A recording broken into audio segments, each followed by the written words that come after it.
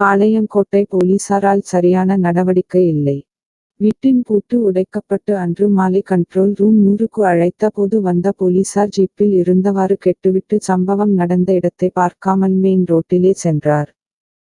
பாளையங்கோட்டையில் புகார் மனு கொடுக்கப்பட்டது. சரியான நடவடிக்கை இல்லை. சுகுமார் கலெக்டரிடம் கொடுத்தும் இதுவரை மீட்டு தரவில்லை.